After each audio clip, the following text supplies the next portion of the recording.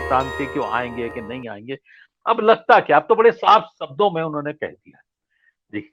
देखिए, ईडी ने काफी रोल अब अदा किया ऐसा लग रहा है। जो रोल अदा करने की मतलब चाहते थे, केंद्र सरकार जो रोल अदा करना चाहती थी उससे ज्यादा रोल अदा कर रही है वो ईडी।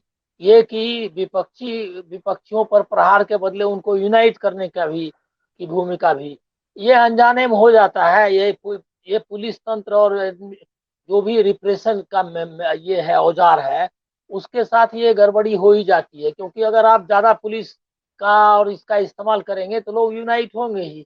तो वो तो हो गया है, लेकिन सबसे बड़ी बात यह है कि दो तीन चीजों का जो कंफ्यूजन था अ, विपक्ष में, वो था जैसे कि फेडरलिज्म को लेकर के था कि अलग अलग लोग, फेडरलिज्म का मतलब ये समझते थे लोग कि केजरीवाल अलग लड़ रहे हैं, अपना ममता बनर्जी अलग लड़ रही हैं, अब बाकी लोग अलग अलग लड़ रहे हैं।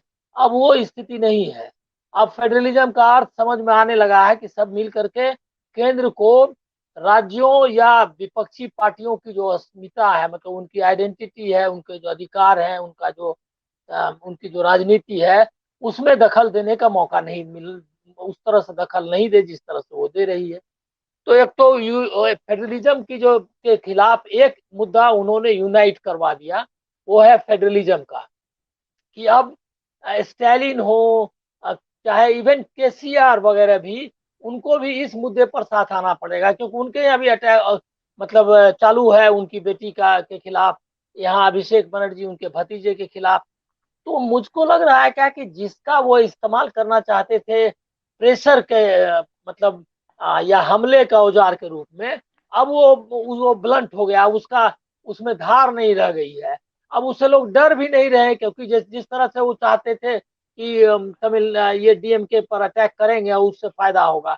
दूसरा है क्या कि हमको लग रहा है क्या कि अब थोड़ा सा जो इनकी समझ है राजनीति की, उसमें कुछ हमको लग रहा है कंप्यूटर में जैसे एरर आने लगता है, उसी तरह से अमित शाह के जो की जो रणनीति है, और वो जो माना जाता था कि मास्टर स्ट्रोक है, मास्टर माइंड है, ये सब में हमको लग रहा है कुछ कंप्यूटर टाइप का एरर आने लगा है। वो जहां तहां इसी तरह के काम कर रहे हैं।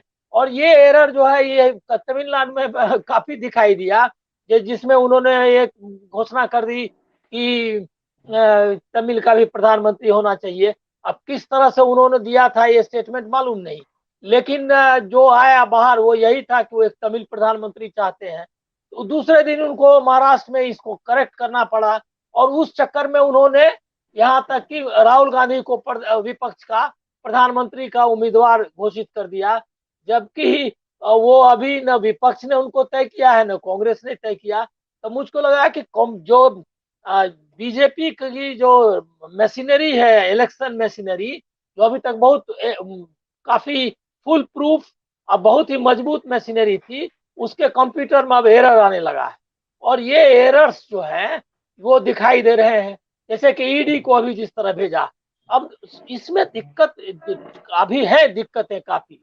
विपक्षी एकता में कोई दिक्कत नहीं है, लेकिन सबसे बड़ी दिक्कत ये है कि जुडिशियरी को ऐसे मौके पर जिस तरह से सामने आना चाहिए वो आ नहीं पा रही है। क्योंकि अभी क्या हुआ कि वहां पर जो जज के यहाँ जी मतलब बालाजी सेंथिल बालाजी की गिरफ्तारी के खिलाफ ईडी ने जो गिरफ्तार किया है, उसके खिलाफ उनकी पत्नी ने वहां लगाया है, अर्जी लगाई कि भाई कहाँ है, हमको गिरफ्तारी के बारे में मालूम नहीं है, मतलब उनको पेश करो।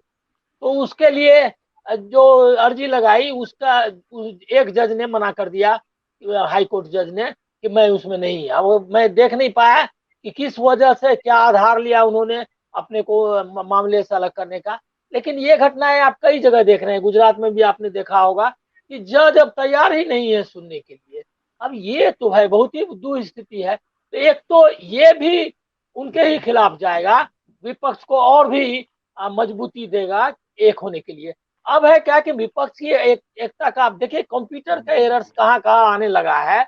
कल एडवर्टीजमेंट दिया था यहाँ पे महाराष्ट्र में, जिसमें कि उन्होंने जी। बताया कि शिंदे बहुत सबसे पॉपुलर है। और उसके बाद उन्होंने उसमें अपनी खाली अपने जो लोगो है अपना ये का तीर और धनुष का, अपना चुनाव चिन्ह, उसका उन्होंने चित्र लगाया और शिवसेना की तरफ से दे दिया, और सिर्फ मोदी और शिंदे दोनों की फोटो थी। अब उस पर हो गया कि फडणवीस भाई, फडणवीस को भी मान के चल रहे थे कि इनको स्टॉप गैप रखा हमने।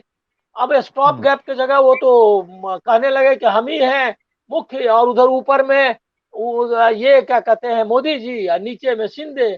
अब ये कैसे बीजेपी वाले और फडणवीस एक्सेप्ट करें? तो आज फिर एक करेक्ट एडवर्टीजमेंट डाला गया है, जिसमें कि सबको एकोमोडेट किया गया। अमित शाह का भी फोटो लगाया, उसमें बाला साहब ठाकरे का भी फोटो नहीं था, उसमें सिर्फ मोदी। क्या मतलब कैसे? हमको लग रहा है कंप्यूटर एरर्स जो है, इलेक्शन जो उनका कंप्यूटर चलता था उसमें अब एरर्स आने लगे हैं, बहुत ब्लंडर्स जिसको कहते हैं। हैंग हो हाँ, जाता है, बीच बीच में हैंग अब हो हैंग जाता है। हो अब हैंग हो रहा है। और दूसरा कहता है ना बीच में कि 401 503 एरर्स है। इस तरह के एरर्स आने लगे हैं। ये जो सबसे अपने को मान रही थी कि हम सबसे मॉडर्न है और सबसे ये, उसकी मशीनरी अब ये काम कर रही है। एक तो ये है।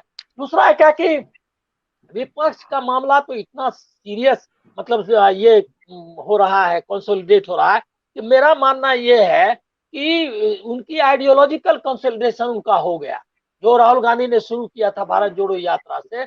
अब उनके मुद्दे साफ हैं कि वो एक ऐसे भारत की कल्पना करते हैं जिसमें कि अब सब जितनी अस्मिताएं हैं, मतलब आइडेंटिटीज हैं, चाहे लैंग्वेज की, धर्म की, हर तरह की आजादी हो, ये एक, और मीडिया की, हर मतलब जो भी डेमोक्रेसी की जो कंसेप्ट भारत में संविधान ने हमको, बाबा साहेब अम्बेडकर के संविधान ने जो दिया, या जो नेहरू जी और गांधी जी जिसकी कल्पना करते थे, और जिसको कि कई लोगों ने आगे बढ़ाया, मैं पूरा उसकी एक बड़ी विरासत है। उस विरासत के हिसाब से वो तो एक उनका आ गया। दूसरा ये है कि जो आपने जिस तरह की आर्थिक नीतियां लाई हैं, बेरोजगारी और बाकी जो दिक्कतें लोगों को आ रही है, उसके खिलाफ भी एक ब्लूप्रिंट उसके पास है, जो कर्नाटक के इलेक्शंस में उन्होंने दिखाया और जीत कर आए, जैसे ओल्ड पेंशन स्कीम, या हिमाचल प्रदेश में, और अब वो लेकर के गए हैं वहां पे।